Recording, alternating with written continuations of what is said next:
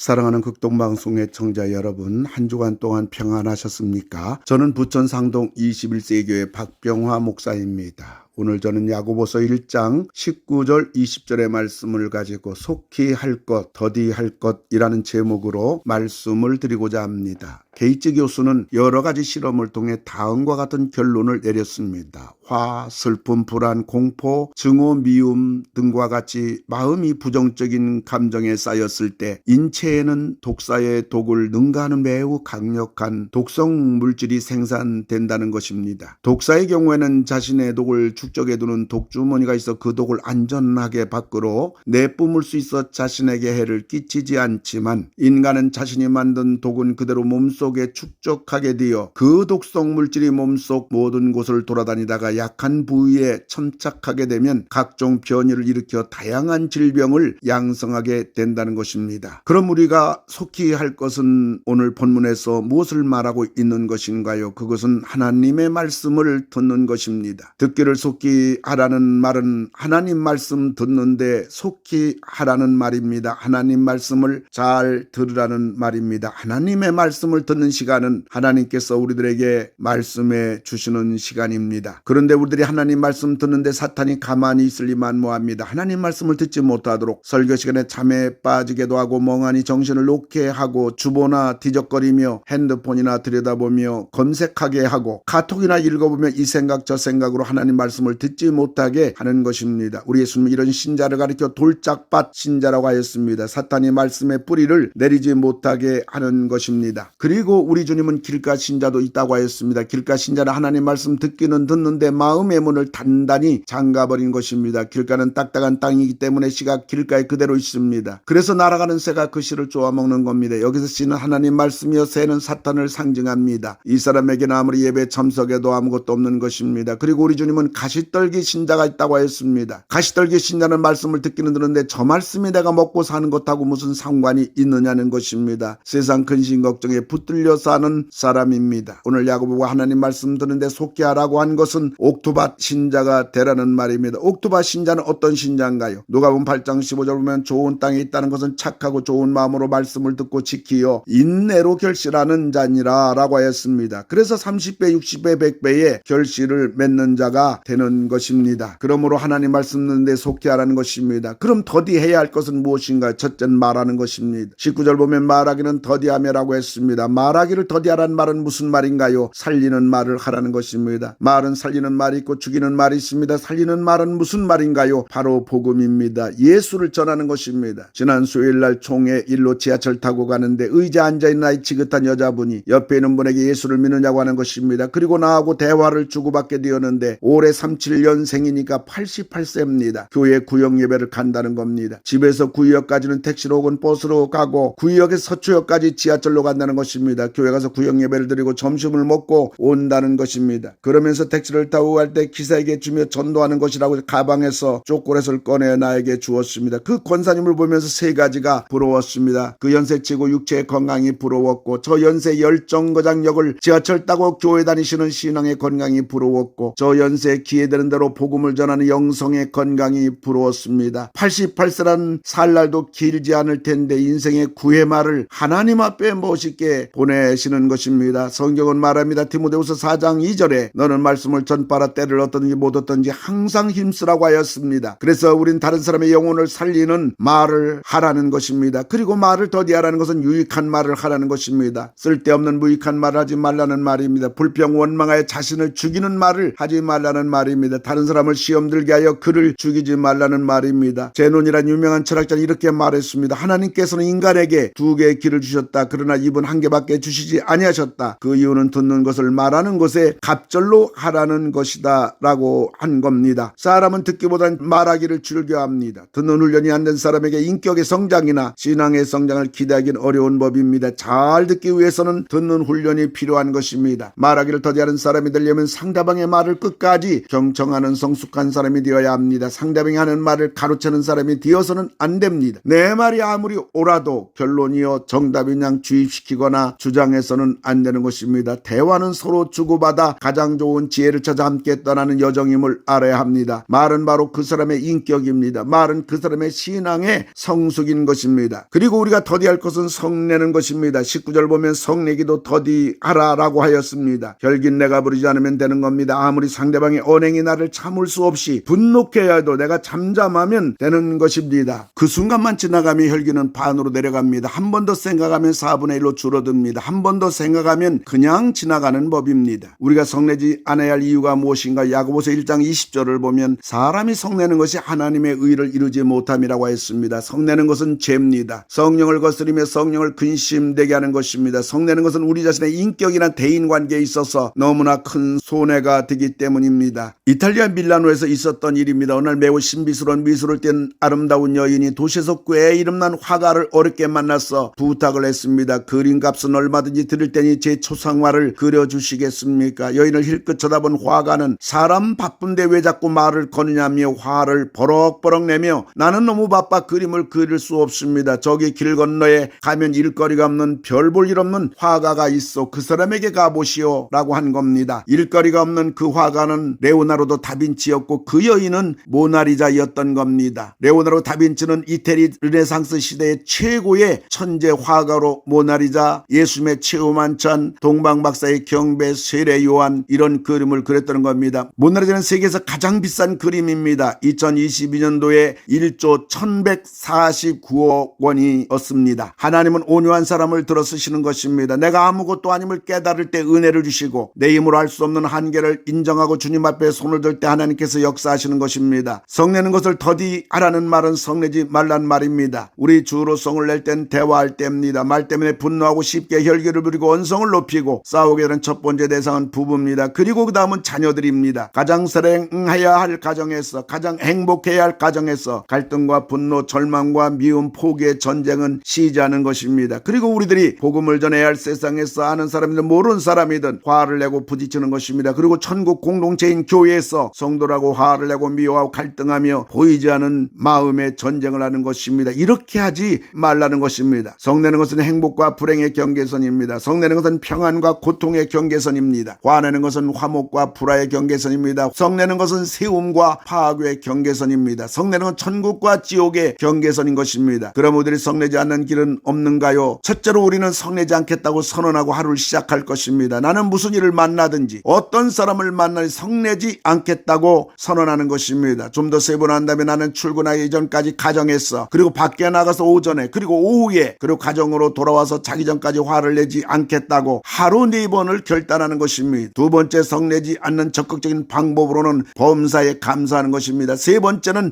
무슨 일이 있어도 성내지 않게 달라고 쉬지 말고 기도하는 겁니다. 네 번째는 찬양을 한두 곡씩 부르는 것입니다. 이 세상에서 모든 사건 사고는 둘 중에 하나입니다. 욕심에서 저지른 사고이든지 감정에서 저지른 사고이든지 거의 반반입니다. 이게 세상입니다. 우리 믿는 사람은 다시 한번 주님의 말씀에 귀를 기울여 봅시다. 야고보서 1장 19절 20절입니다. 내 사랑 형제들아 내가 알지니 사람마다 듣기는 속히 하고 말하긴 더디하며 성내기도 더디하라. 사람이 성내는 것이 하나님의 의를 이루지 못함이니라. 하나님 아버지 감사를 드립니다. 오늘 하나님께 속히 할 것과 더디할 것을 가르쳐 주심을 감사합니다. 말씀을 듣는데 속히 하여 열매 맺는 생이 되게 하시고 말하기를 더디하여 아름다운 그리스도의 향기가 나는 입술이 되도록 도와주시옵소서. 걸핏하면 화가 나고 감정이 격해지는 우리의 감정도 잘 처리할 수 있는 성숙한 우리들이 되게 하여 주시옵소서. 예수님의 이름으로 기도하옵나이다. 아멘.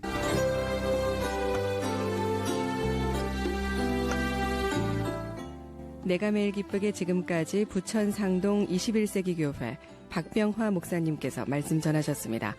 오늘 말씀 들으시고 신앙생활에 도움받기 원하시는 분은 지역번호 032-245-1004 245국의 1004번 부천 상동 21세기 교회로 전화하시기 바랍니다.